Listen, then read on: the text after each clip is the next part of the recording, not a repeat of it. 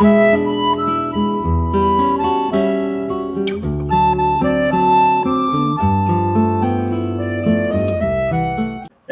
bom dia, boa tarde, boa noite para todos que estão assistindo esse vídeo. Esse aqui é o nosso canal Engenharia e Perspectiva, onde então, como vocês já sabem, a gente discute questões da engenharia. Esse canal ele tem o apoio institucional do nosso Sindicato dos Engenheiros do Estado de São Paulo e é mantido, então, pela empresa NEP Consultoria.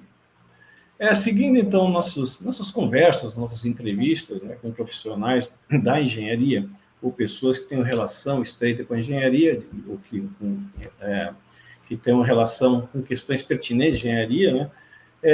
Eu, então, estou aqui, tenho o prazer de receber, então, o engenheiro Dario Gramorelli, tá? E é bastante interessante porque ele é o diretor-presidente da Associação dos Engenheiros Politécnicos da USP, né? Entre tantas associações que a gente já conversou, já teve a oportunidade de entrevistar, e temos mais uma. E essa associação é bastante antiga, tá? Nós estamos falando que a Escola Politécnica da USP, hoje, esse ano, completa 132 anos, né? E essa associação, então, que o engenheiro Dario está representando, que é o diretor, é o presidente, já vai completar 90 anos esse ano. Então, já tem uma história, imagino que seja uma das primeiras, né, se não a primeira, talvez ele tenha essa informação. E aí a gente conversava sobre a história, e eu estava comentando com ele, como é o nosso costume aqui, dar a palavra ali, para ele falar um pouquinho sobre a vida dele, também é um engenheiro já bastante experiência. Aliás, descobri que ele é meu colega, um engenheiro mecânico, também formado aqui na Poli, evidentemente, e que ele tem uma carreira bastante interessante. E depois a gente também vai conversando sobre associações, evidentemente a proposta da associação, como é que foi criada, algumas realizações, e depois a gente converge então para a nossa engenharia atual. Engenheiro Dario, muito obrigado por sua presença aqui, tá? Muito feliz aqui em recebê-lo. Eu acho que vai ser importante para toda a nossa comunidade escutar um engenheiro com sua experiência e também com experiência à frente dessa instituição, associação, que é importante aqui para a nossa categoria. Muito obrigado por sua presença aqui. Por favor, a palavra é toda sua. Bem, Renato, primeiramente eu quero agradecer a gentileza do seu convite e dizer que eu me sinto particularmente muito honrado em fazer parte desse trabalho que você faz de divulgação da engenharia, não só nos seus aspectos institucionais, mas também contando um pouco da sua história, contando as interrelações que existem aí com o mundo. Nós hoje vivemos uma situação, e eu vou discorrer um pouquinho mais para frente sobre isso, uma situação em que nós precisamos valorizar a engenharia. E uma das maneiras de se fazer isso, sem dúvida, é através da divulgação, né? Através da divulgação das ações, a divulgação dos movimentos, enfim, das coisas que são pertinentes e que têm conexão, evidentemente, com a nossa realidade. Bem, como você já falou, eu sou formado na Escola Politécnica no ano de 79, agora vou completar esse ano aqui 48 anos de formado e sempre trabalhei com engenharia. Apesar não sei se apesar é um termo certo, né? Eu já fui empresário por muitos anos também, né? Não deixa de ser uma missão importante, mas sempre, mesmo como empresário, eu trabalhei envolvido com engenharia. E engenharia no sentido estrito de olhar tecnicamente questões que envolvem, enfim, conhecimento de técnicas, de procedimentos,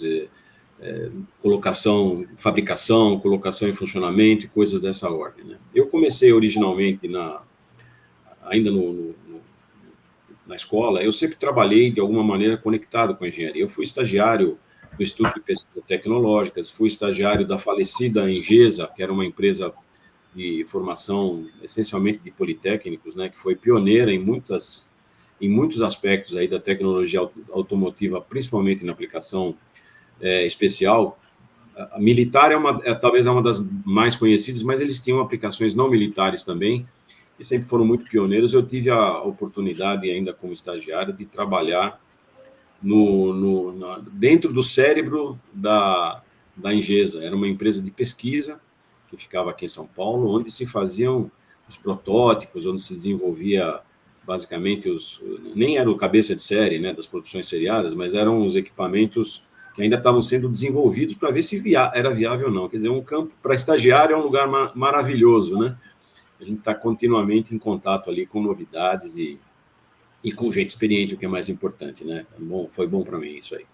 Depois dessa fase, eu acabei entrando, eu tive, confesso, uma certa crise de consciência em trabalhar com uma empresa do ramo militar, e por questões de foro íntimo, e acabei indo para o lado oposto. Eu fui trabalhar com saneamento, com equipamentos e sistema de saneamento, onde eu fiquei uma grande parte da minha vida trabalhando e projetando equipamentos, fazendo testes também. Eu sempre tive uma vertente muito, assim, por coincidência, não porque eu tenha buscado, mas coincidentemente acabou ficando de fazer testes de coisas. Então eu sempre fui muito envolvido com isso.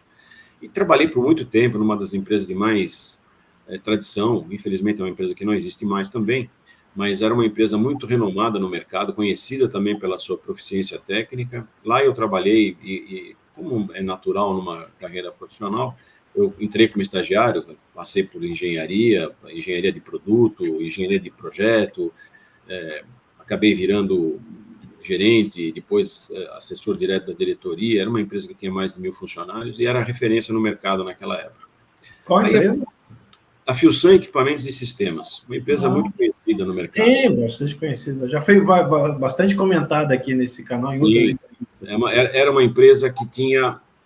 ela estava no lugar certo, com as pessoas certas, no momento certo, porque no momento em que o Brasil estava começando o seu primeiro grande passo na área de saneamento, talvez estejamos começando um segundo, ou estejamos vivendo um segundo grande passo com as privatizações, ela tinha a expertise, através de convênios, desenvolvimento próprio e coisas da ordem, e tinha gente capacitada, tinha muita gente boa lá, muitos engenheiros muito bons. E tinha predisposição, e era meio única, né? Ela tinha poucos concorrentes. O Brasil não tinha nada naquela época, estou falando dos anos 80, apesar das crises que houve nos anos 80, 70, final dos anos 70, começo dos anos 80, apesar da crise, a crise do petróleo foi um dos episódios mais marcantes, né? Mas ainda assim a área de saneamento estava onde apareceram os primeiros grandes projetos do Brasil, né? E nós estávamos lá participando em todos eles. Estamos falando de anos 80, mais ou menos. Começou, na verdade, na segunda metade dos anos 70. De 75 para frente, foi quando começou, não sei se é familiar, mas um projeto muito importante aqui em São Paulo, por exemplo, o projeto Sanegran, saneamento da Grande São Paulo, onde foram feitas grandes estações que estão aí até hoje, onde precisava de equipamentos que não existiam, não só existia equipamento importado, e eles foram todos fabricados aqui no Brasil. Em grande parte, nós participamos fornecendo esses equipamentos. E eu tive a felicidade, que é uma coisa que, felizmente, eu digo isso com muito orgulho, é uma coisa que eu trouxe comigo ao longo da minha vida, de não ser um engenheiro de prancheta só. Não que isso seja ruim ou que isso seja demeritório, de forma alguma, mas é muito enriquecedor. Nós fazemos o trabalho de concepção, de projeto, de desenho, de acompanhar a fabricação e de ver funcionar. Isso é de uma riqueza, assim, pessoal, primeiro, né, muito, muito grande, e técnica muito grande também, porque a gente acaba, obviamente, tendo o feedback de todas as coisas erradas que a gente faz. E, humildemente, aqui, eu me considero um grande aprendiz até hoje, graças a Deus. Estou estudando inteligência artificial com um pouco mais de afinco para entender as coisas como elas funcionam, usando como ferramenta, inclusive, no meu trabalho cotidiano. E eu acho que isso é uma característica que todos nós devemos manter, não só para manter a atualidade, mas também para manter a cabeça funcionando, né? Eu já estou com 67 anos, me considero fisicamente, não tenho mais 25, evidentemente, mas a cabeça eu acho que ainda está funcionando muito bem, né? Então, esse exercício cotidiano de aprender, eu acho que ela que, aliás, né, Renato, é o que a gente, na verdade, independentemente da escola que a gente faça, da escola de formação universitária, é o que o universitário deveria aprender, né? Ele deveria aprender a aprender, né? Muito mais do que só aprender aquilo que está sendo dado para ele, né? Tem que aprender a aprender. Como é que eu vou aprender uma coisa que eu não sei, né? Porque o professor, ele tem uma vida útil, né? O mestre, ele tem uma vida útil. É aquele tempo que você tem a conexão direta com ele.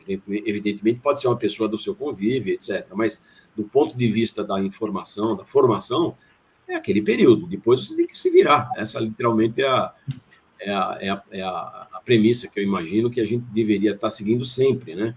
Que, infelizmente, muita gente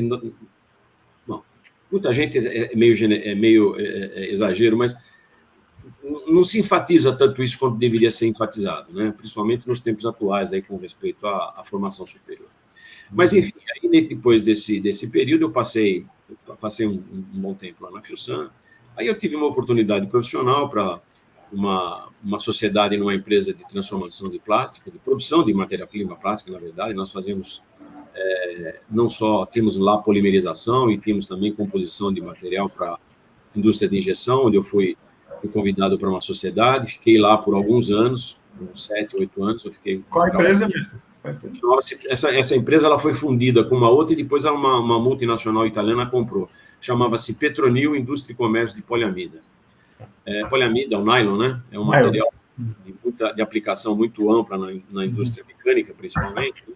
E nós fabricávamos lá, nós não só fabricávamos o nylon com a polimerização, mas também nós fazíamos compostos, aditivos, né? Reforço, cor, essas coisas assim, para a indústria de injeção de matérias-primas plásticas, né?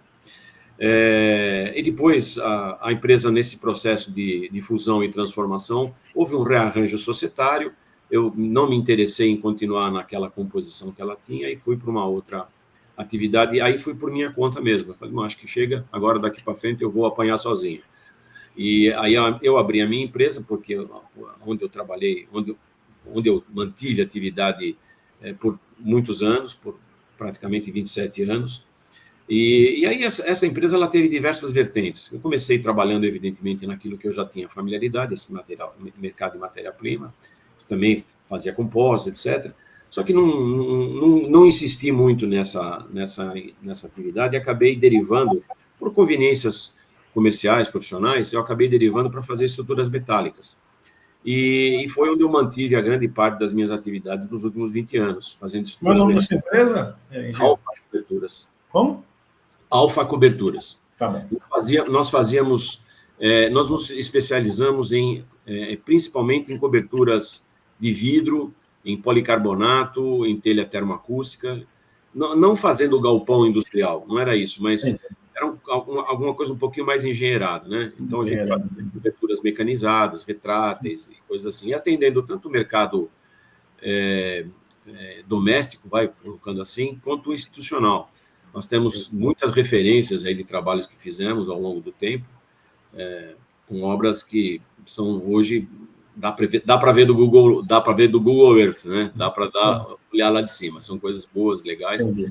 Mas chegou um certo momento, os meus 2 filhos, a minha filha é engenheira de petróleo, formada na Poli, trabalha hoje numa carreira bastante também bem sucedida na Petrobras. E eu tenho um filho publicitário que também, infelizmente, muito bem sucedido. Hoje ele é vice-presidente de uma multinacional aí na área de publicidade também. E chegou um momento que eu falei, chega, não quero mais me desgastar, estava cansado, porque quando a gente tem uma empresa em que, principalmente as grandes ou as maiores decisões são sempre tomadas pela mesma pessoa, no caso eu, né? E tendo muitos compromissos, eu acabei me desgastando muito pessoalmente, né? Eu tive alguns problemas de saúde, falei, chega, não vou mais. Eu resolvi encerrar as atividades da empresa. Principalmente a pandemia foi muito ruim para a gente. Não houve uma possibilidade de continuidade. E depois disto, eu já, não que a aposentadoria seja um objetivo, mas eu já era aposentado. E eu falei, bom, agora eu vou trabalhar um pouquinho mais, vou me divertir um pouco mais, né? Vou me divertir um pouco mais. Foi que eu me conectei de uma forma mais próxima com a Associação dos Engenheiros Politécnicos. Foi aí que eu comecei a fazer trabalhos de consultoria, principalmente nas áreas em que eu tenho alguma atuação, né? Que tive atuação. E pelo fato, talvez, de ser uma pessoa, não vou dizer que eu seja conhecida, mas dentro do meio onde eu estou, muita gente me conhece. E aí as oportunidades também aparecem, né? Para a gente fazer alguns trabalhos assim. E nesse ínter, inclusive, eu mudei de São Paulo, morava em São Paulo, eu tinha uma casa grande. Era eu, a esposa e o cachorro, né? E aquilo que tem direito, de piscina, jardim, essas coisas todas, chega, não brinco mais, vamos simplificar a nossa vida. Os filhos já, cada um deles com a sua vida independente, né? E a gente resolveu passar um período no Guarujá, onde nós moramos um pouco mais de 3 anos lá, E aí, por circunstâncias também pessoais, infelizmente, aí, envolvendo família, etc., nós retornamos para São Paulo, onde eu estou morando novamente. Atualmente eu moro em São Paulo. Né? Mas hoje pode parecer meio pretensioso falar assim, não tem aqui nenhum tipo de arrogância, pelo amor de Deus, mas hoje eu escolho muito mais o que eu faço, né? Então eu tenho algumas premissas que eu tento seguir, pessoais, do tipo fazer exercício a hora que eu quero, não trabalhar de sexta-feira, quando eu achar que devo. Nós temos casa lá em Caraguatatuba, a gente vai para Caraguatatuba. Eu tenho filhos que moram... Meu filho mora em São Paulo, minha filha mora no Rio de Janeiro, então, vira e mexe, a gente está viajando para cima e para baixo também para visitá-los, de forma que, não vou dizer que eu estou aproveitando a vida, porque o termo aproveitar a vida ele é meio pobre, né? Porque a vida você tem que aproveitar o tempo todo, né? Você não tem que se matar para depois aproveitar, quando já não tem mais como aproveitar. Mas estou vivendo um pouquinho mais voltado para conexões pessoais, familiares, e fazendo um trabalho que aí, conectando com o que você falou, né, fazendo um trabalho que eu entendo seja muito importante para a engenharia.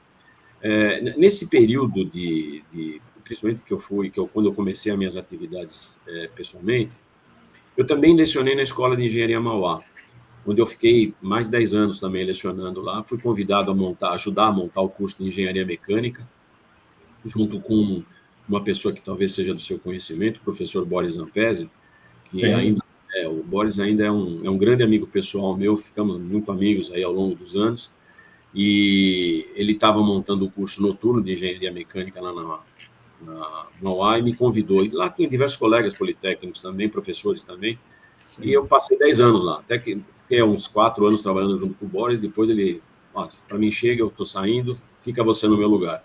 E aí eu acabei ficando lá como coordenador de uma área dessa área de projetos de máquinas e coisas do tipo, né?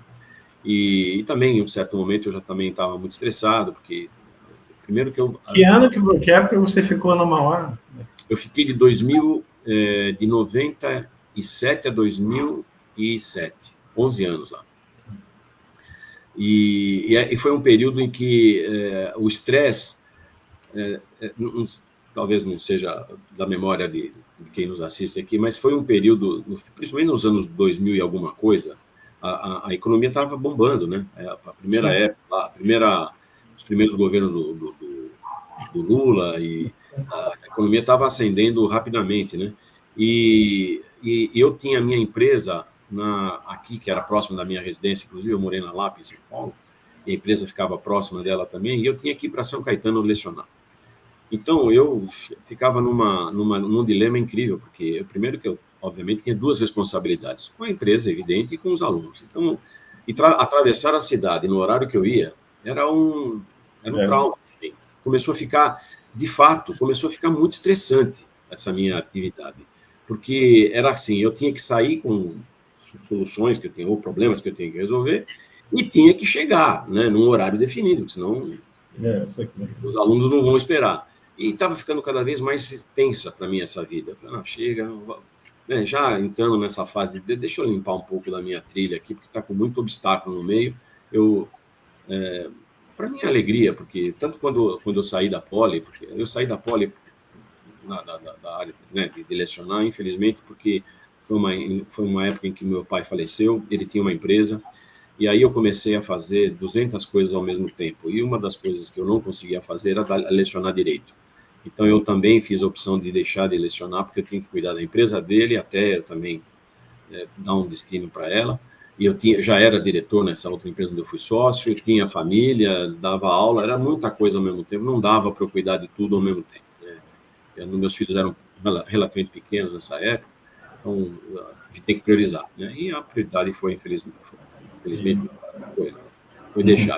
Essa vida tensa, eu acho que a gente tem que aprender num certo momento da vida, principalmente quando a gente é mais maduro, a gente tem que olhar com serenidade e olhar para frente e falar, não, acho que a gente tem que priorizar algumas coisas, né? Não dá para abraçar o mundo com as mãos, né? Eu tive algumas dificuldades de saúde também nesse período. Enfim, acabei tomando decisões que eu não, de forma nenhuma, me arrependo, né? Fazem parte da minha existência, da minha experiência. E agora, mais recentemente, de uns 7 ou 8 anos para cá, eu tenho estado muito mais envolvido de fato, com a Associação dos Engenheiros Politécnicos, que é uma instituição, ela é a instituição dos ex-alunos, dos egressos da Escola Politécnica, tanto daqueles da graduação normal, quanto da pós-graduação formal, né, mestrado e doutorado.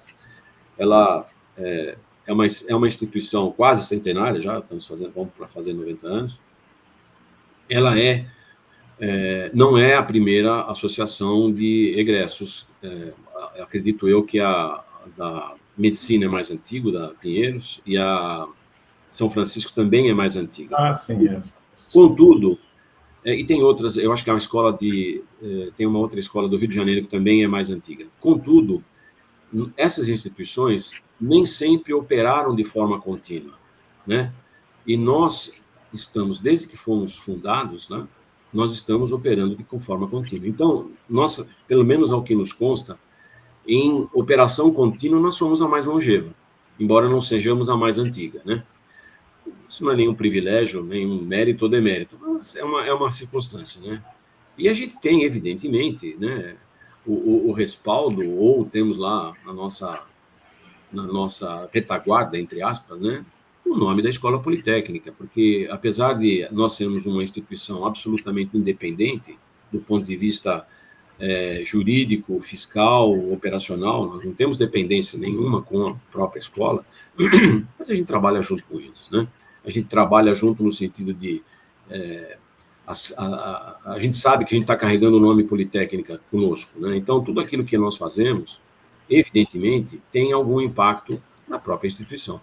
Então, nós não fazemos nada, principalmente aquilo que impacta ou pode impactar institucionalmente na Poli, a gente não faz nada sem dar ciência ou até pedir permissão para a diretoria da escola, né? Porque isso é uma coisa muito importante, né? A gente sabe o peso que existe na instituição politécnica, né? Estamos indo aí, como você falou, fundada em 94, estamos indo aí para 132 anos. Então, é muito gratificante trabalhar hoje. Obviamente é um trabalho voluntário, né? Eu já estou lá, eu estou na minha terceira gestão e última. Eu não iria me continuar nessa gestão atual. Eu tinha já decidido que eu ia dar a vez para outras pessoas. Porém, nós tivemos um interregno aí muito ruim no meio do caminho, que foi a pandemia. E nós tínhamos muitos planos de fazer muita coisa. A pandemia ela foi muito ruim em diversos aspectos, para muita gente e para nós também, né? O virtual afastamento que a gente teve da nossa comunidade trouxe consequências. Então, nós tivemos que subir a ladeira tudo de novo, né, em diversos aspectos. Até porque o nosso público, ele se renova, né?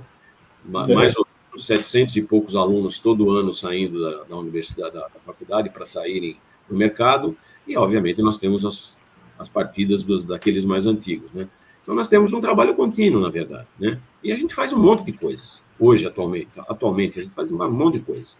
Eu diria para você que das coisas mais importantes que têm impacto dentro da Poli, olhando para dentro, depois eu falo para fora, é que nós temos, assim, um senso, nós que eu digo a nossa comunidade, obviamente que não é todo mundo, é uma parcela, é evidente, né? A gente não atinge todo mundo, é evidente também, mas a gente atinge uma quantidade grande de pessoas. Tem um senso de retribuição bastante claro, sabe? Porque o perfil, logicamente que você vai, acho que você conhece isso, o perfil dos alunos, dos ingressantes, é muito variado em todos os aspectos. Qualquer aspecto que você olhar, ele é muito variado, né? Ele ficou um pouco mais variado nos últimos anos pela inserção do processo de ingresso por cotas, né? Isso mudou de uma forma muito clara o ambiente dentro da universidade como um todo, da escola politécnica também, como não poderia deixar de ser. Mudou muito vamos dizer assim, a conexão entre o estudo e a instituição. Para você ter uma ideia, nós temos hoje, um dos programas que a gente tem, por exemplo, é de mentoria. Colegas egressos de diferentes idades, inclusive moradores fora do Brasil, né, se oferecem para mentorar os alunos, principalmente nos primeiros anos, que é onde a dificuldade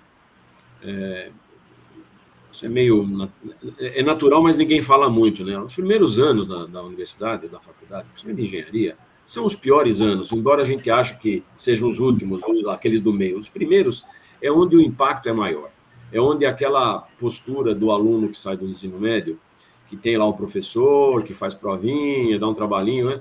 É onde muda tudo. Olha, no curso superior você se vira, está aqui o assunto, vai lá e estuda, e é onde existe a maior incidência de desistência, no primeiro e no segundo ano, porque é o aluno onde ele leva lá as primeiras pancadas, né, no caso da engenharia em particular, né, ele vai ter o seu primeiro grande trauma de tirar um 0, ou tirar um meio, ou tirar um 1, e, logicamente, numa escola de referência, como a Poli certamente ainda estão lá os melhores alunos, ou, de uma forma geral, uma grande parte daqueles que estão lá são os melhores alunos, são aqueles que entraram ou que vieram de diferentes escolas públicas ou privadas, e eram os primeiros alunos das suas turmas. E aí, de repente, ele está junto com um monte de primeiros alunos, né, dentro da sala de aula, e o assunto é difícil, o começo é difícil, os conceitos são novos, e é onde, geralmente, os alunos se desanimam. Porque aí começa a tropicar, e aí não passa na primeira,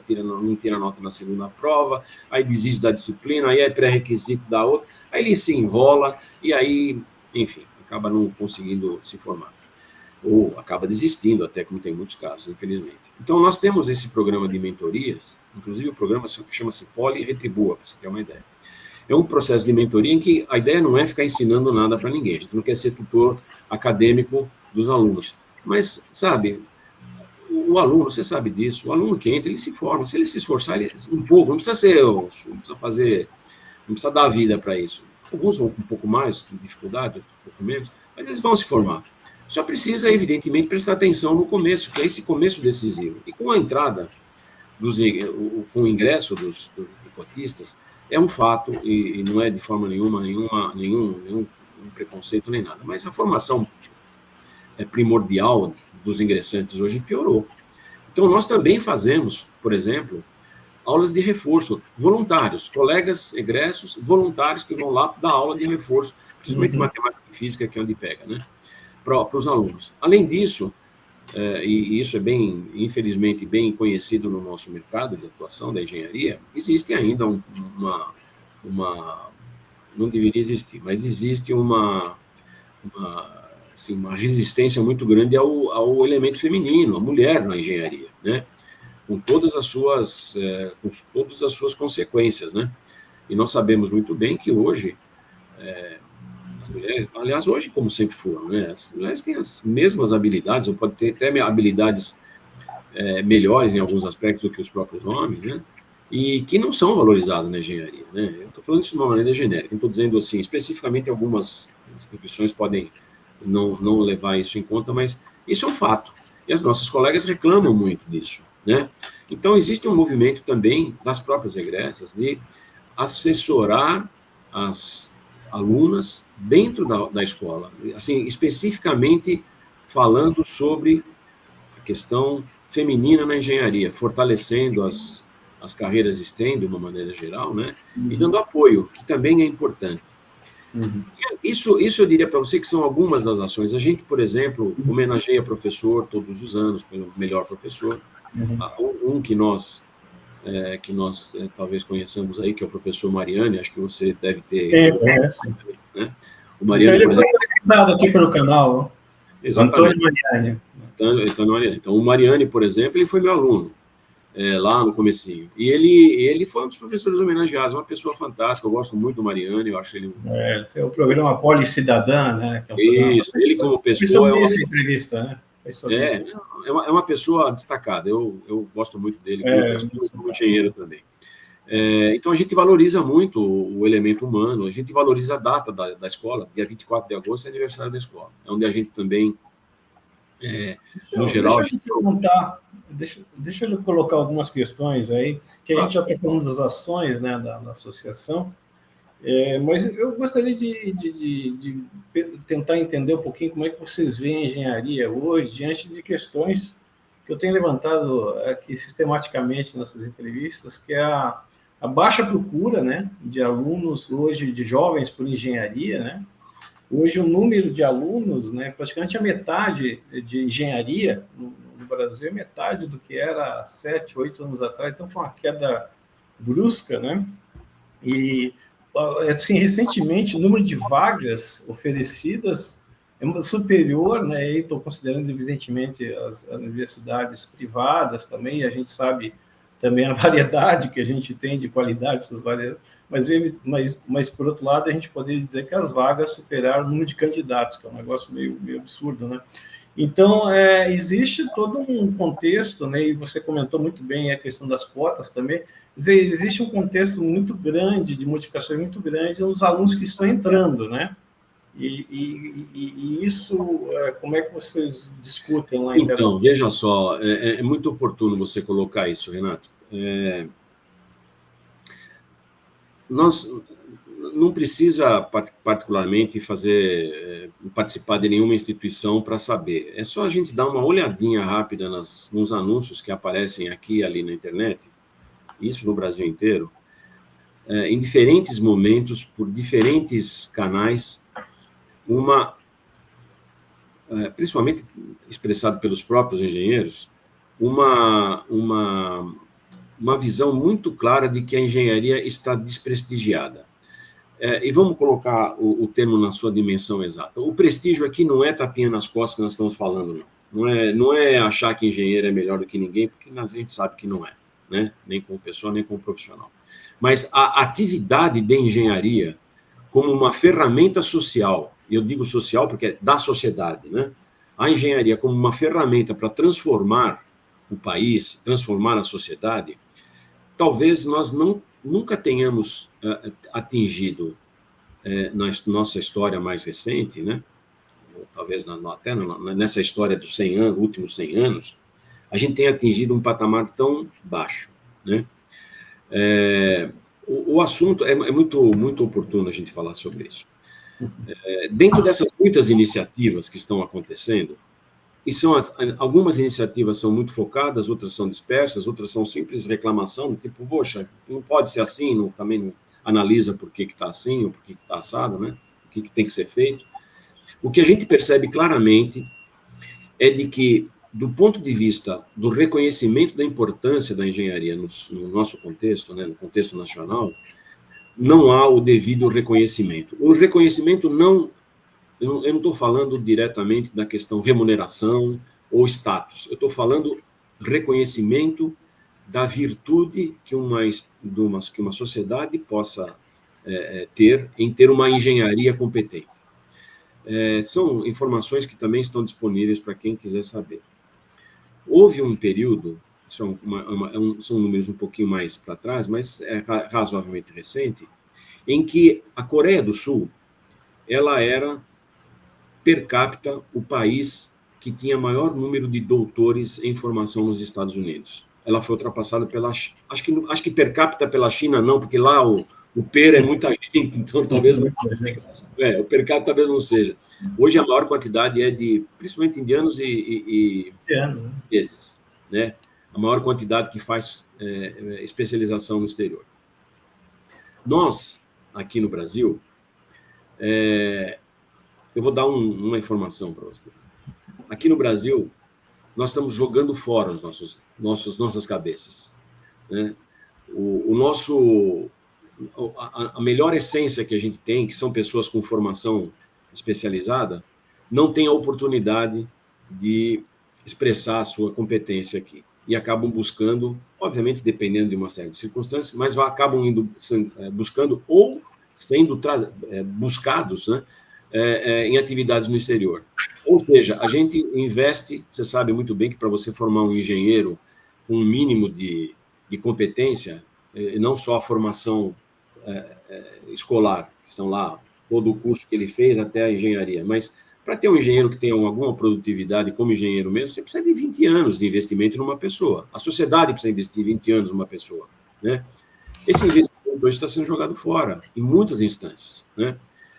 Então, essas iniciativas todas, elas estão mostrando que é necessário a gente mudar o status quo do reconhecimento da engenharia.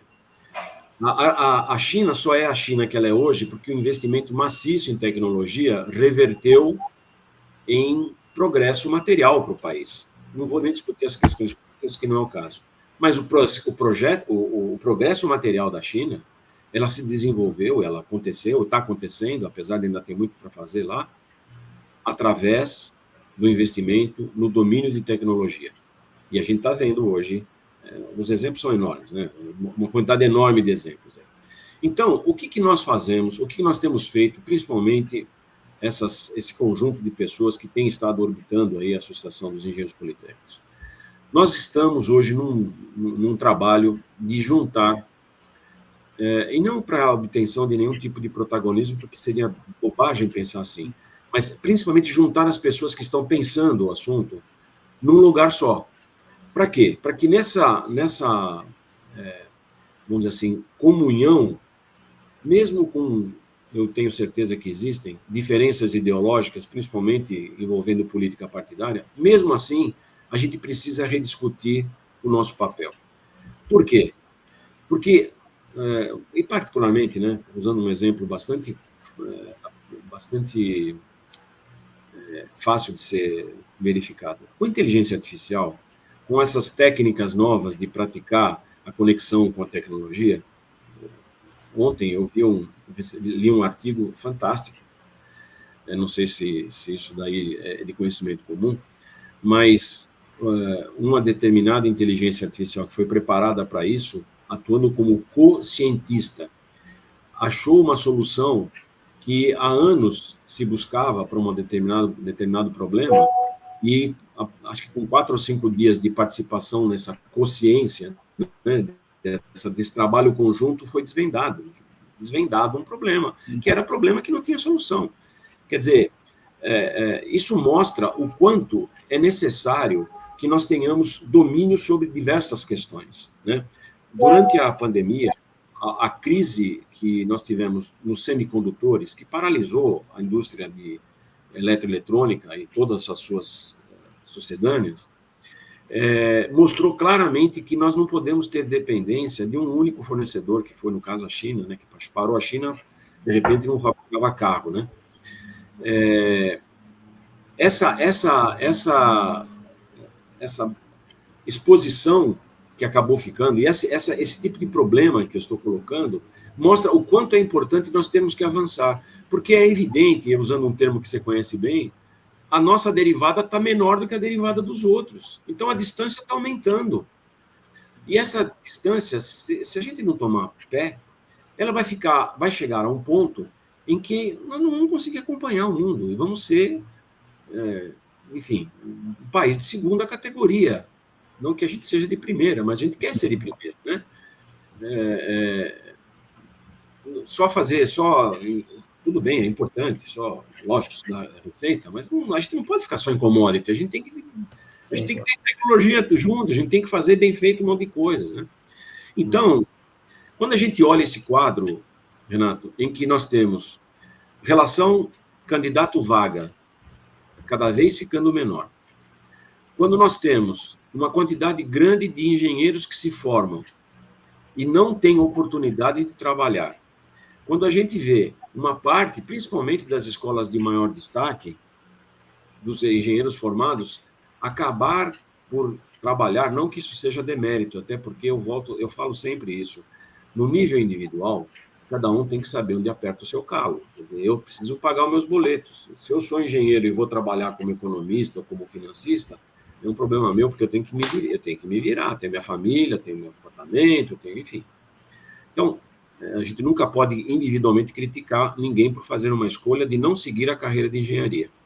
Mas o fato é que muitos dos engenheiros formados, principalmente nas escolas de formação mais exigente, esses engenheiros acabam sendo absorvidos por um outro tipo de mercado, e particularmente o mercado de finanças, em particular é um grande absorvedor, bancos, etc.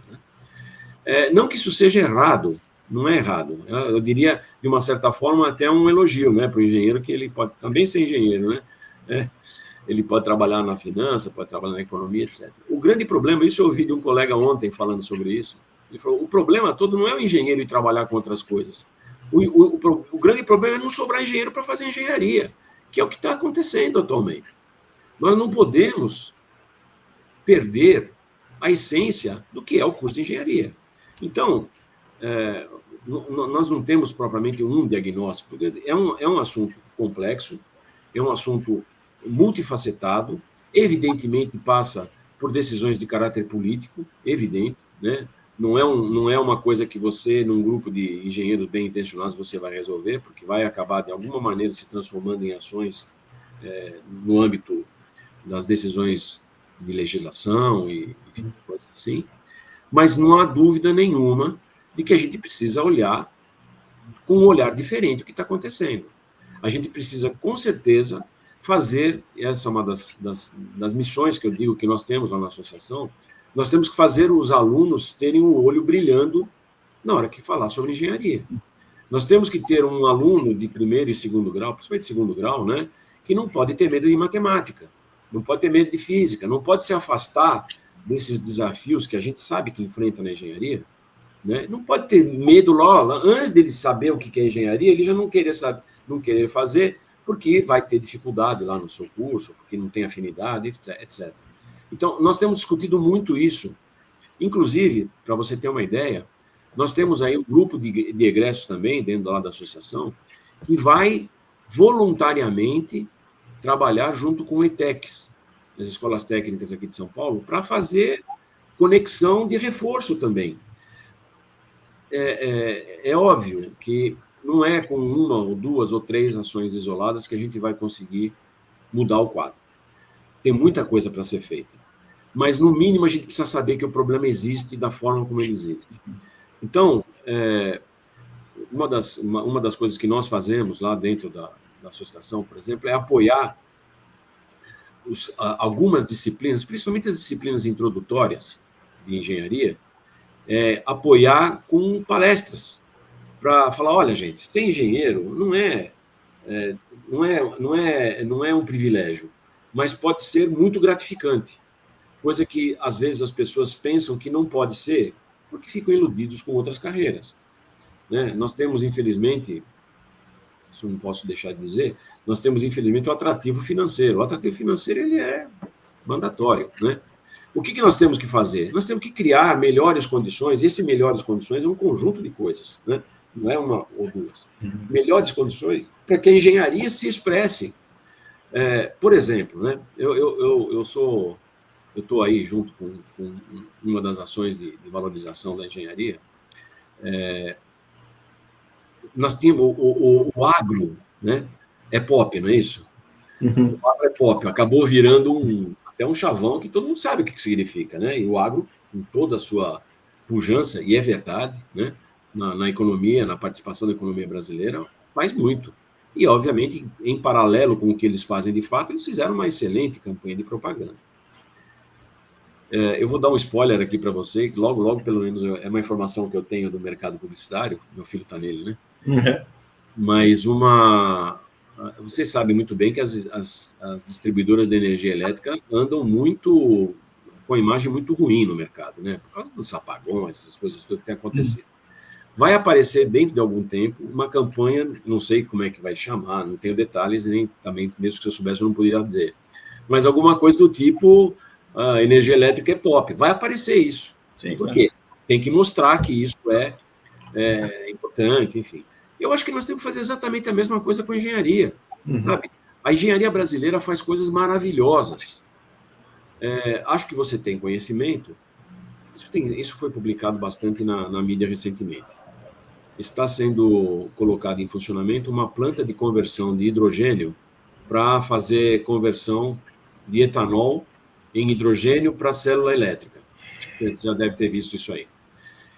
O Tarcísio, lá, o nosso governador, acho que semana passada, ele inaugurou a planta lá, que é uma planta piloto ainda, que vai atender alguns ônibus que trabalharam dentro da cidade universitária e alguns veículos também.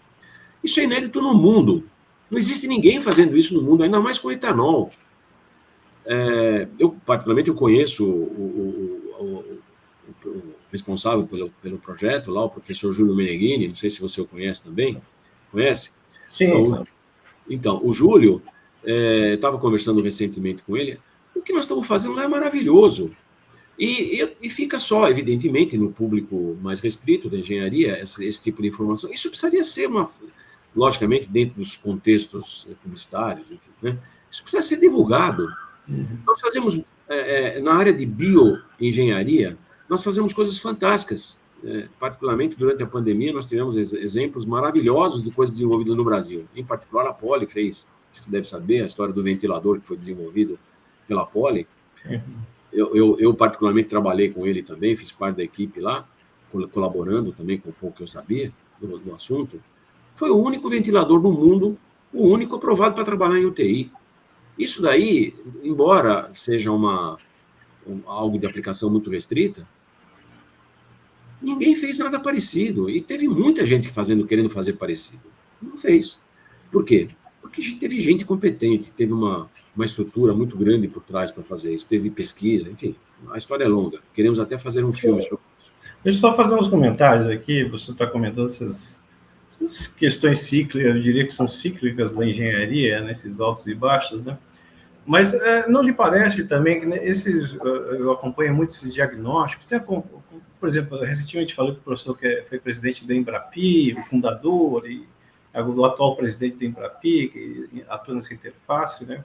E eles com vários planos lá de retomada da tecnologia. E um ponto que eu argumentei para eles é que isso já foi feito várias vezes foram feitos planos muito bem fundamentados, né, para a retomada da engenharia, investimento em tecnologia, e na verdade que não passaram muito dos planos por questões do Brasil mesmo, da Constituição do Brasil, dificuldade de lidar com planejamento, isso aí traz outras questões também do Brasil que a gente tem dificuldade de postergar. Porque nesse aspecto eu gostaria de retomar só uma outra diferença, eu acho que uma coisa muito importante em engenharia, que talvez não tenha paralelo no mundo inteiro. Quando começou o movimento há 100 anos, né, Roberto Simes, ainda na época do Getúlio e tal, eles começaram então, o movimento de industrialização, né? E o Roberto Simes é um engenheiro, né, um cara muito qualificado, né, extremo, um cara brilhante, né? E ele fez vários, e também foi um economista, também brilhante, com obras fundamentais na economia brasileira. E ele, na verdade, plantou as bases aí de toda essa questão da tecnologia na sociedade, da industrialização, fez livros sobre isso aí.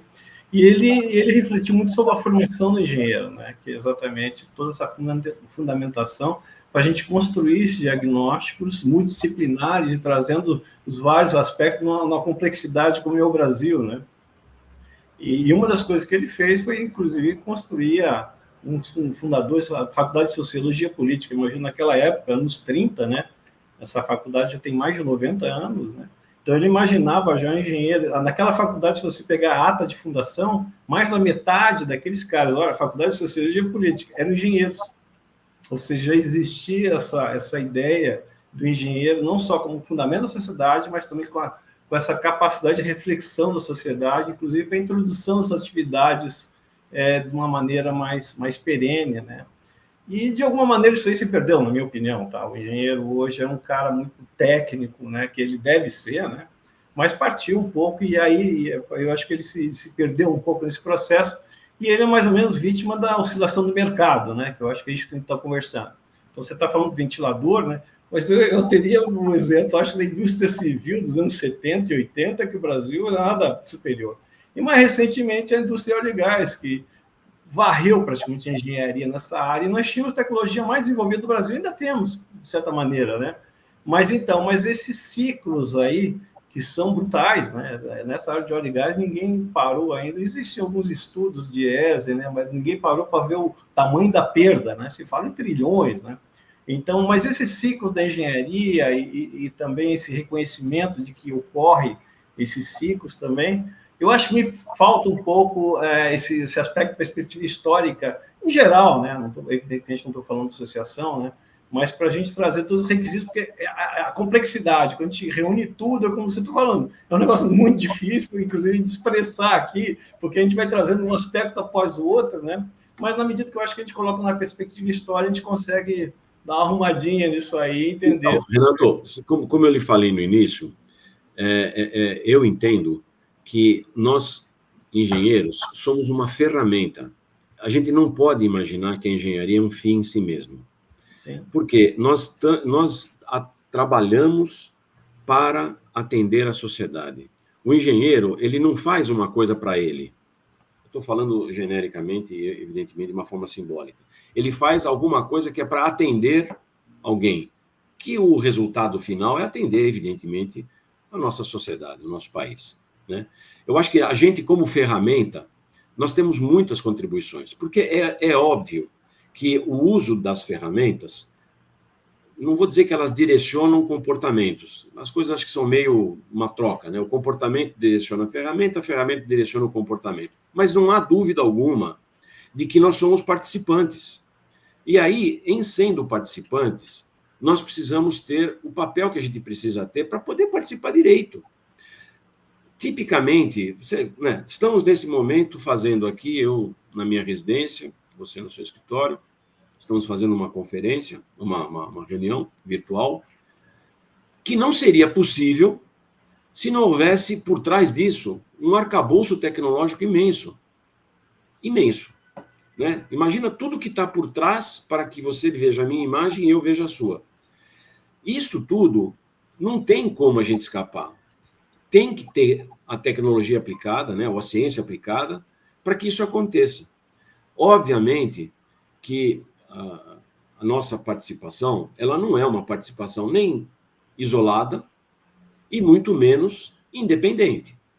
Ela é uma participação que está dentro de um contexto. Eu vou dizer para você uma coisa. Quando nós falamos em engenharia, como eu fui, de alguma maneira, um pequeno empresário por um bom tempo da minha vida, e, por outro lado, também trabalhei em empresas grandes. Quando a gente fala em engenharia no Brasil, principalmente por leigo, a primeira ideia que aparece de engenharia são os grandes atores, né? Empresas grandes, Petrobras, Vale, Embraer, essas empresas de referência. Elas são, de fato, importantíssimas por diversos aspectos.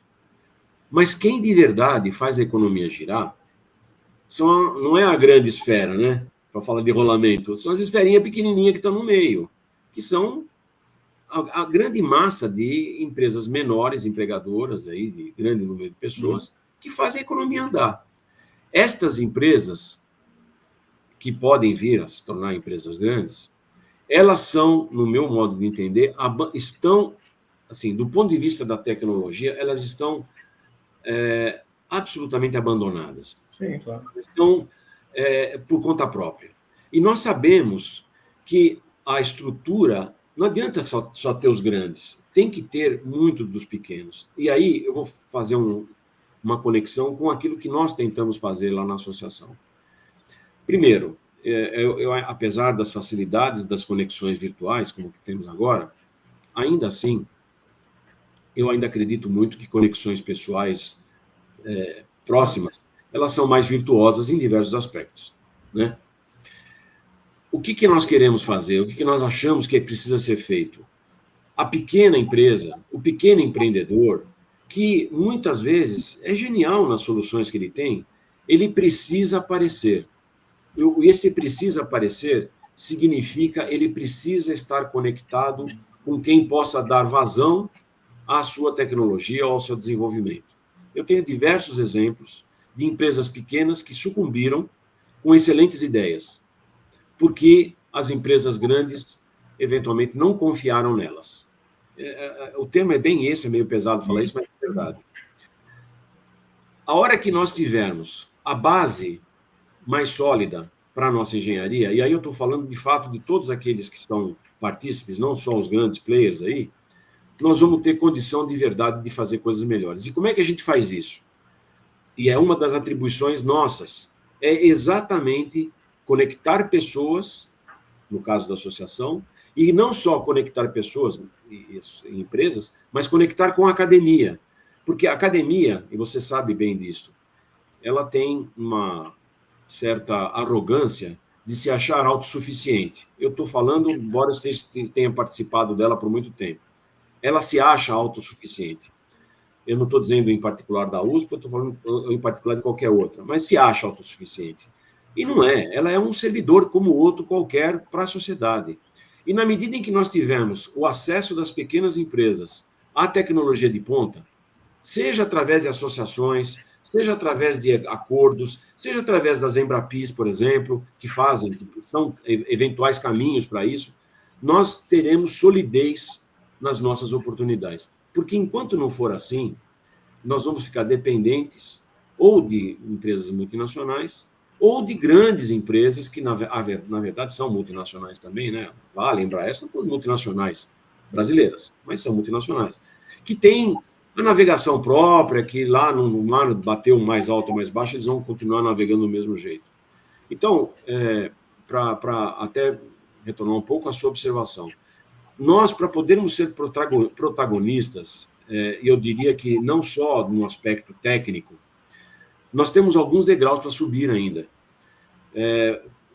Não estou falando na atuação individual. Eu, por exemplo, como representante de um grupo, ou você como representante de outro. Lógico que a gente, como individualmente, a gente pode fazer diversas coisas, mas estou falando que como categoria, para que a gente seja atuante, a gente precisa ter voz. Se nós não tivermos voz, e essa é a minha opinião particular, se nós não tivermos voz, nós não seremos contribuidores. Então, eu entendo que, do ponto de vista social, para que nós sejamos boas ferramentas que possam contribuir para uma discussão de melhores caminhos a serem seguidos, seja na transformação digital, seja na evolução da indústria 4.0, seja na mitigação dos problemas climáticos, que são problemas sociais, que passam necessariamente pela engenharia. Se nós não tivermos a devida parcela de participação como técnicos, até a nossa participação como não técnicos vai ficar prejudicada.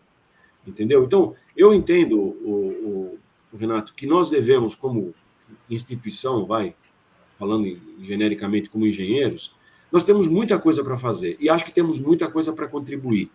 E não é só tecnicamente, sem dúvida, mas não só tecnicamente, mas como uma voz atuante que pode propor caminhos. Eu acho que a melhor expressão do que eu estou lhe dizendo é, a partir do pressuposto técnico, nós fazermos proposições de caminhos.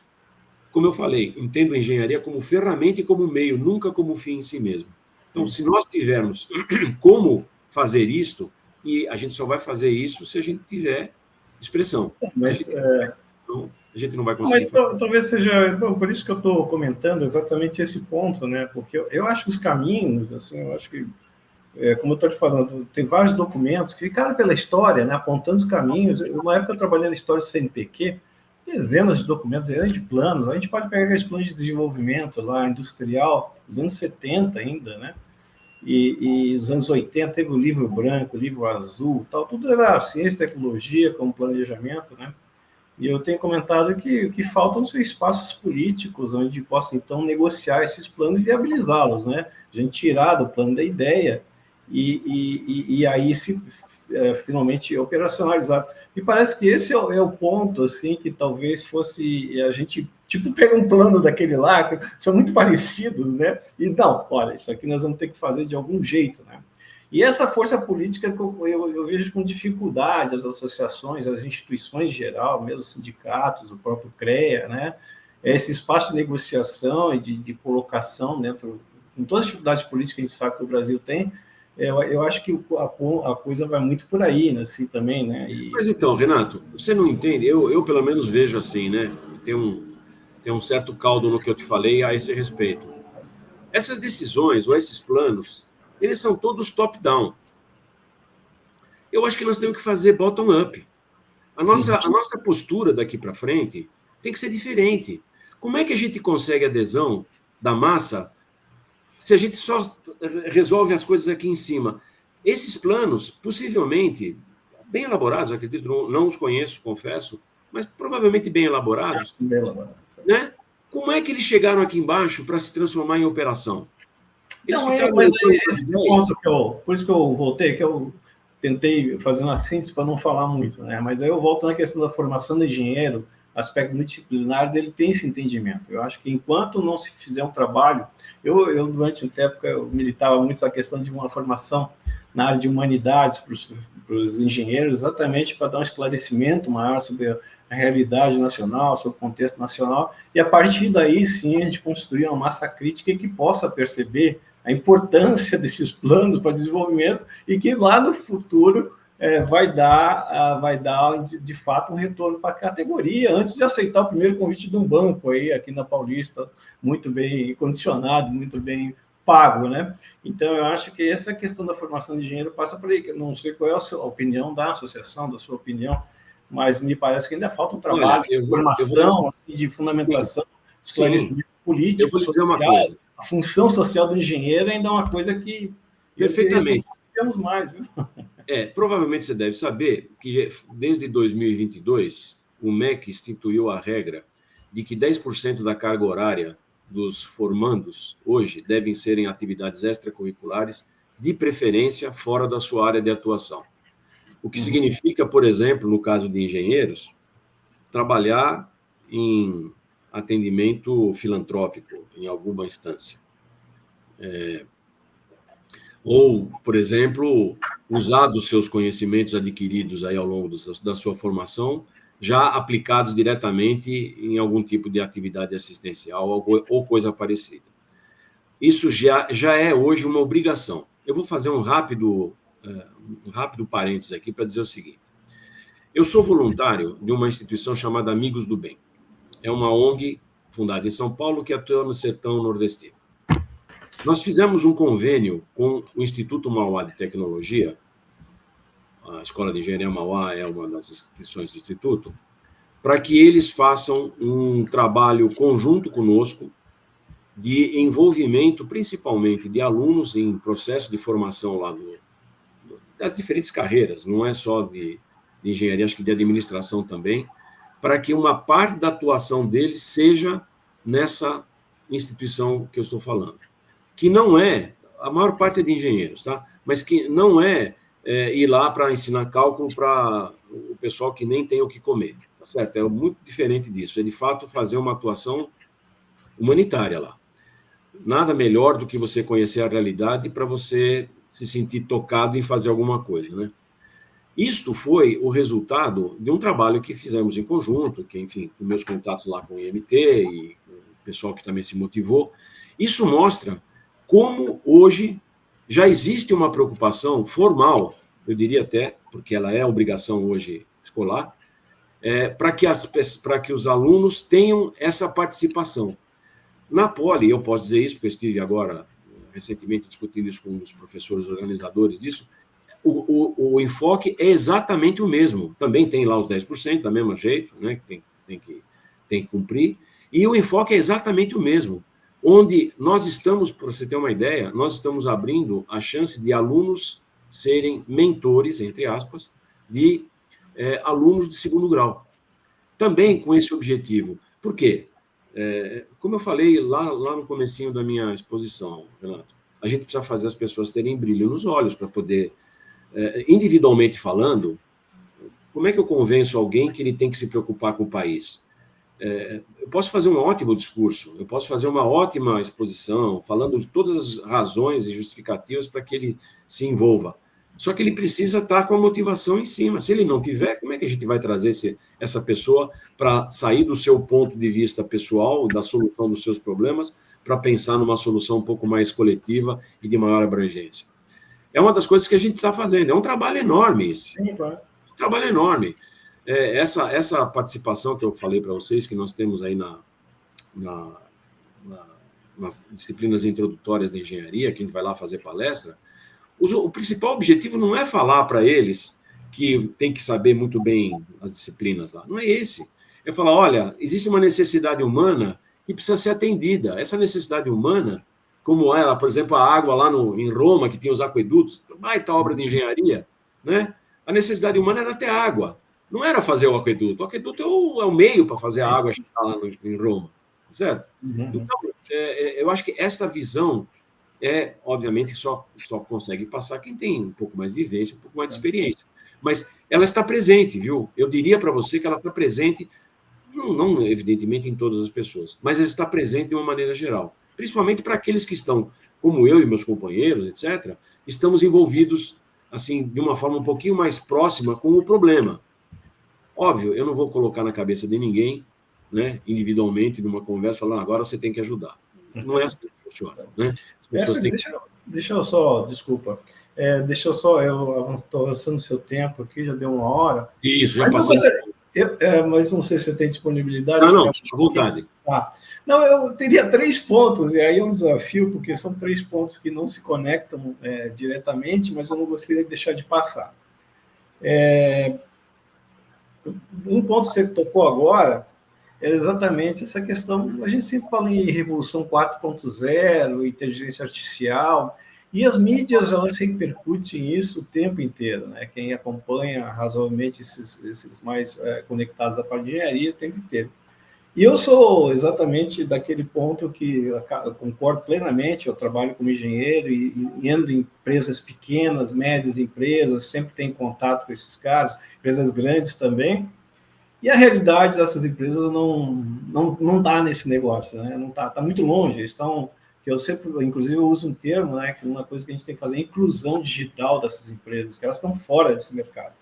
Então, um ponto que você tocou, desculpa aí, outro aspecto que você também poderia perder a oportunidade, você foi empresário a vida inteira, ainda é empresário, empreendedor, né? Como é que você vê essa questão do empreendedorismo que está tomando todas as discussões das universidades? E, de alguma maneira, eu vejo que boa parte das pessoas que eu acompanho jamais tiveram empresa, eles não têm ideia do que estão falando. Minha opinião radical, tá? Mas eu acho, para deixar bem claro o meu ponto de vista, se eles não sabem o que eles estão fazendo, evidentemente, empreendedorismo é importante, mas não me parece que nessa dimensão está sendo colocada como uma saída para a engenharia, que muitas vezes... E outra, falando em realidade também, que a gente está comentando, como é que a gente forma esse engenheiro? E aí é uma crítica que eu faço, tenho vários amigos, né? Mas são professores que boa parte deles jamais colocou o pé dentro de uma empresa. Como é que a gente faz isso aí? Então, eu fiz um mix aí bem complicado, aí, mas estou confiando na sua habilidade. Como bom engenheiro, vamos tentar dividir o problema em partes. Aquilo que está encruado há muito tempo no passado, é muito difícil você mudar. Mas dá para mudar. É mais difícil, mas dá para mudar. Os pequenos empresários que estão no seu cotidiano lá para poder sobreviver e continuar a vida, tocar sua vida de maneira digna, né? Nem sempre têm oportunidade de aprender coisas novas. Isso é um fato. Eu sei bem como isso funciona. Para eles, nós temos que dar, de alguma maneira, recursos. O Sebrae, por exemplo, é uma excelente ferramenta. Eu, pessoalmente, conheço o trabalho do Sebrae. É uma excelente ferramenta, que tem muitas aberturas. Nem todo mundo sabe o que faz o Sebrae, mas é uma excelente ferramenta. Os novos, e aí eu posso dizer, porque eu conheço um pouquinho, tem uma cabeça muito diferente. As ações de empreendedorismo, por exemplo, na formação hoje, eu digo isso para diferentes... Eu conheço algumas escolas, eu sei como é que elas estão funcionando. Elas estão hoje muito preocupadas com isso. Não só com o propósito de formar startups, nem nada disso, mas o principal foco é fazer com que os egressos tenham a capacidade da sua iniciativa. Tem muita gente que nunca vai ter isso porque quer ser simplesmente um trabalhador com seu olerite no final do mês e nada disso, e nada mais do que isso. Mas muita gente hoje, e as escolas estão fomentando muito isso, exatamente porque entendem que é na base das pequenas associações, das pequenas atividades, que a coisa vai progredir. Então, eu posso dizer para você que nas faculdades isso já é corrente. Inclusive, uma das disciplinas mais concorridas da Poli hoje é uma das disciplinas de empreendedorismo, que inclusive de lá já saíram algumas empresas que estão com cara de unicórnios aí no mercado, né? Então, aquilo que eu diria para você, daqui para frente, eu acho que já tem uma pegada diferente. Aquilo que ficou para trás, nós vamos ter que cavocar. Não tem jeito, não vai ser possível a gente fazer isso diferente. As transformações que estão acontecendo no mercado, evidentemente, principalmente envolvendo as atuais tecnologias mais avançadas, elas, para quem não tem a visão e é uma pena dizer isso, mas para quem não tem a visão que isso vai chegar na sua porta, estão, no meu entendimento, fadadas a morrer. Em algum momento, a oportunidade do negócio, a oportunidade de fazer, deixará de existir. E, se não tiver atenção, não vai sobreviver. Essa é a minha visão. Eu, como empresário, eu sempre tentei, até pela minha própria conexão com esse mundo universitário, eu sempre tentei ficar atualizado. Nem sempre dava tempo, mas pelo menos estava sabendo o que estava acontecendo. Então, Renato, eu acho que a gente, e aí sim, como uma associação, a gente tem a obrigação da difusão, né? É por aí que passa também o próprio sindicato, é por aí que deveria passar o CREA, né? Eu tenho muitas restrições à atuação do CREA, não é objeto da nossa discussão aqui, mas deveria passar o CREA também, não ser só um regulador, mas ser um incentivador, e principalmente, que é o grande problema, né, hoje, essa conexão com a academia, mercado. Os professores que hoje estão... Isso foi, no meu modo de entender, um grande equívoco na estruturação das novas, não são tão novas, mas das diretrizes atuais da admissão de professores, e que só pode entrar professor que tem doutorado. Na Poli, por exemplo, na USP, acho que só doutorado hoje. Os autores, sim. Né? Como é que a pessoa consegue fazer um doutorado tendo que pagar suas contas? Né? São heróis. Esses heróis são poucos, não são muitos, não. Né? Desprezando a experiência. Então, por exemplo, eu fui sempre um professor, não fiz mestrado, eu fiz Getúlio Vargas, mas por razões de necessidade profissional, mas eu não fiz mestrado e doutorado na engenharia. Eu tenho certeza absoluta que a minha experiência profissional como projetista, como experimentador, como, enfim, tudo aquilo que eu acho que foi muito útil para os alunos. Eu posso dizer com orgulho isso. Eu era sempre um dos professores mais bem avaliados lá no nosso setor, pelo menos. O pessoal gostava muito, exatamente porque eu trazia o parafuso que quebrou. Tá vendo? Esse parafuso quebrou, vamos olhar por que ele quebrou, né? Eu tinha um kitzinho que eu chamava de desastroteca, né? Que era exatamente a forma de mostrar por que a conta que a gente fazia resultava naquilo que estava acontecendo. Então, esse é um problema que eu acho que está sendo trazido de forma contínua dentro das universidades, particularmente na Poli que eu conheço, para que a gente abra a chance de outras modalidades de interação. Atualmente não é assim. É muito complicado, você ser um professor lá é muito complicado, você ingressar é muito complicado. A gente sabe que, academicamente, a pessoa tem que ser competente, mas experiência profissional, eu acho que a gente, agora eu falo nós como associação, temos que trazer esse viés da experimentação através desse recurso de associações, de trabalhos conjuntos, de palestras e coisas do gênero. É o que a gente consegue fazer, é trazer, por exemplo, projetos, isso a gente tem feito, alguns projetos de empresas que a gente conhece, olha, essa pessoa está com esse problema aqui. Não precisa envolver grandes volumes de dinheiro nem nada disso, mas precisa envolver gente que conheça um pouco mais da teoria para fazer com que a coisa funcione. Isso é uma obrigação nossa, e nós estamos fazendo isso, aproximando as nossas virtudes acadêmicas com as nossas necessidades de mercado. Eu acho que isso é um caminho para ser seguido. Mas isso dentro do deserto, é uma gotinha. Eu sei que ainda é pouco para ser feito. Entendi. E para a gente finalizar aí, a gente falou várias coisas, os momentos de engenharia, assim, que a associação, que você percebe aí, se a gente conseguisse traçar uma derivada aí ao longo da história da engenharia no Brasil, vamos marcar ali nos 30, né? Claro, começou um século retrasado, né? Mas até hoje você vê, assim, num momento, como é que você qualificaria? Ou a derivada é zero? Estamos estacionados. Então, né? Primeiro que é um campo muito diverso, né, Renato? A gente falar em engenharia, a gente não corre o risco de ser injusto aí. Mas eu acho que sobre esse aspecto, assim, você enquadrou bem a questão dessa relevância social. Né? Me parece que isso aí, na média, a gente pode dizer que ela não. Até existe uma contradição muito forte, né? Nunca vivemos um mundo tão tecnológico onde a gente imaginaria que a engenharia teria uma participação muito relevante, e eu posso garantir para você, por exemplo, falando em nível salarial, que sempre é um termômetro, tem lá seus problemas, mas estamos estacionando já faz uns 10 anos, mas uns 10 anos, mesmo salário estão pagando. Mas só, desculpa aí. Não, é que tem um monte de questões envolvendo esse assunto, né? A gente nem falou sobre ensino de engenharia à distância, né? Engenharia né? É tão... Não sei se vale a pena também, né? Mas... É uma situação tão complicada essa, porque a gente tem que entender a pessoa, né? A pessoa que está fazendo o curso, o que ele está buscando com aquilo, sim, né? claro.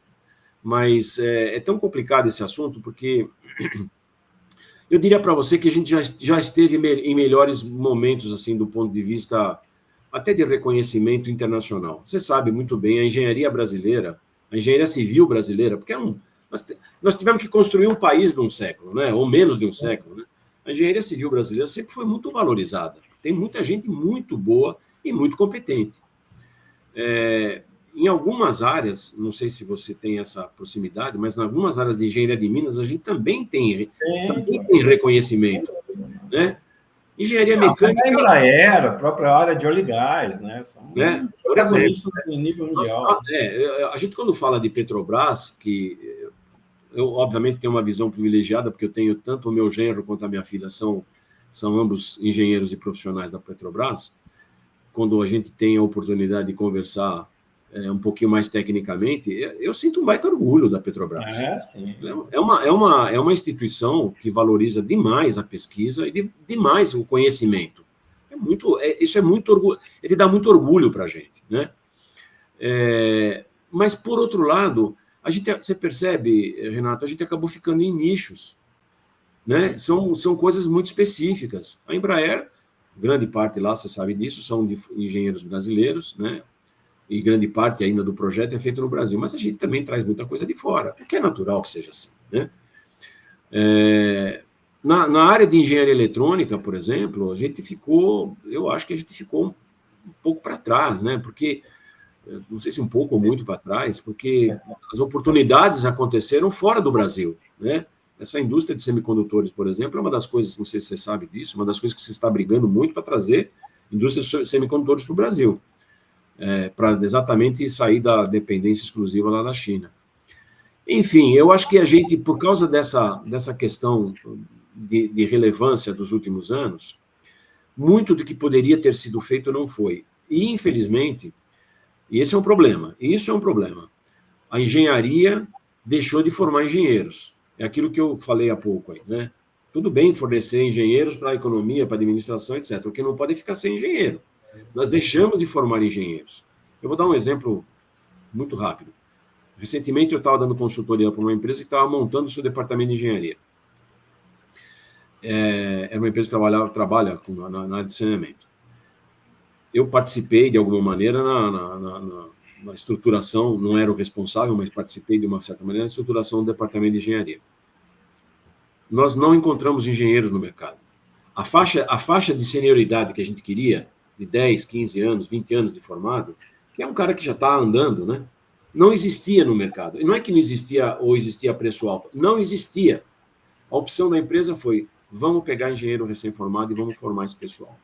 Por quê? Exatamente a falta de oportunidades do exercício da engenharia nos últimos 20 anos, em decorrência de todas as dificuldades econômicas, etc., falta de uma política clara, né?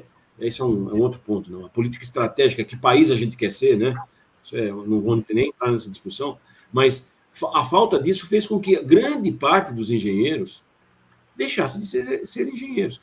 Eu tenho, logicamente, um perfil daqueles que são os nossos associados, uma quantidade grande deles. Eu posso dizer para você, Renato, com pesar, que hoje, dos últimos 20 anos, talvez nem 20% exercem engenharia. Dos formados nos últimos 20 anos exercem engenharia. O que é uma pena, né? Porque esse pessoal, voltando ao que eu falei, recebeu respaldo para ser engenheiro. E, infelizmente, obviamente, não voltam mais, né? Nunca mais serão engenheiros estrito sensu ali, de fazer, né? De sentar para fazer um... Não que isso seja privilégio, volto a insistir, mas a gente precisa dessas pessoas. Esse é o ponto, a gente não tem essas pessoas hoje. Esse é o grande trauma que a gente está vivendo no país. E, lamentavelmente, a gente não consegue fazer o brilho nos olhos da molecadinha para que eles entendam que isso é um caminho. Sim. Né? E que, lógico, né, dinheiro é muito bom, resolve muitos problemas, mas não é só isso. Na vida profissional, a gente sabe que a gente precisa, enfim, ter o sucesso lá, etc, etc. Mas não é só isso que deixa a gente feliz. Tem outros componentes que também deixam a gente feliz, né? Gaiola de ouro tem um limite, né? O limite da gaiola, tá certo? Não tenho dúvida. E a questão assim de políticas, né, em nível estatal são fundamentais assim para você direcionar. Como todos os países se desenvolveram tecnologicamente, partiu do Estado, a organização do Estado, onde então ele poderia organizar e fomentar determinadas áreas, onde tivesse mais aptidão, mas também onde ele julgasse interessante entrar no mercado internacional. Então, todos os países que desenvolveram foi assim.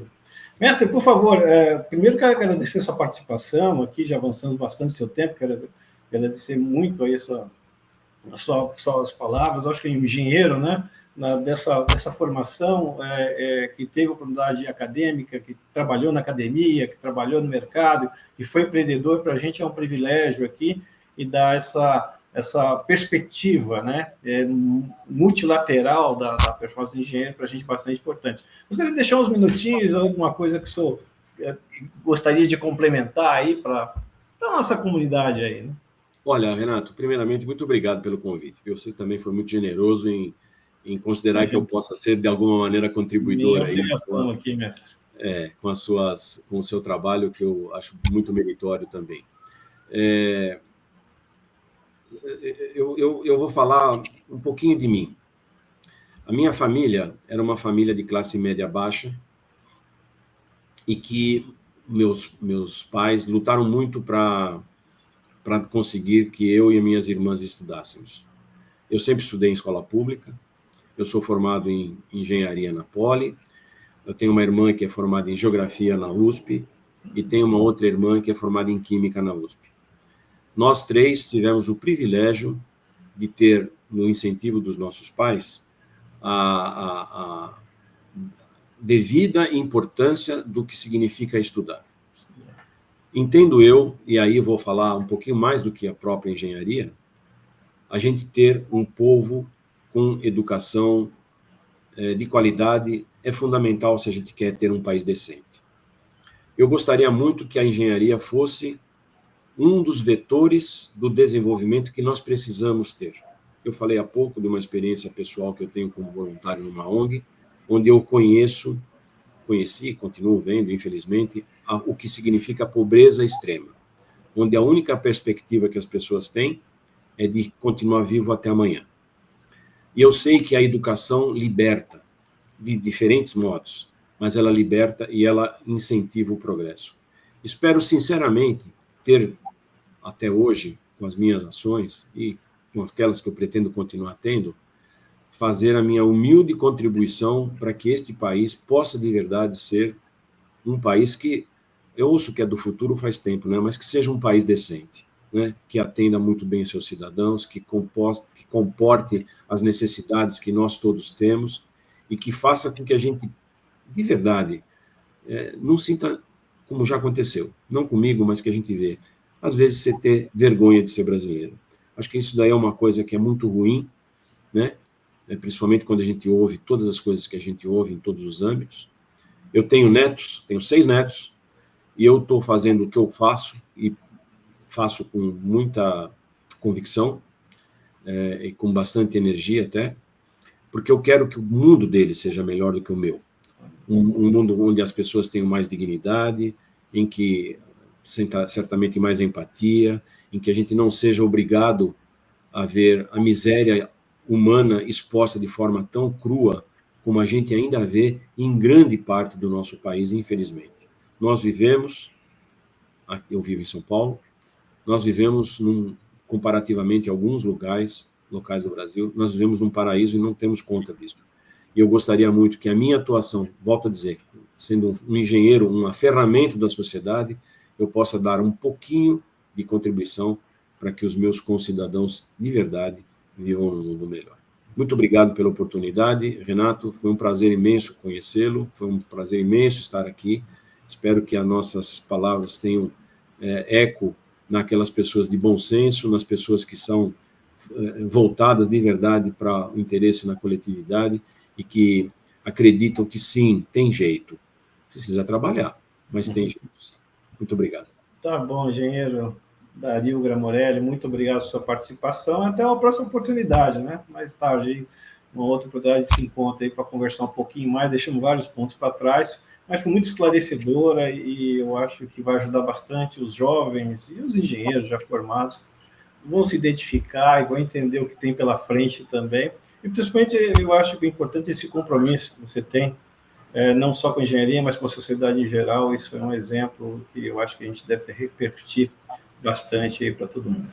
Tá bom, mestre? Muito obrigado pela sua participação. Um forte abraço. Obrigado. Para você também. Obrigado.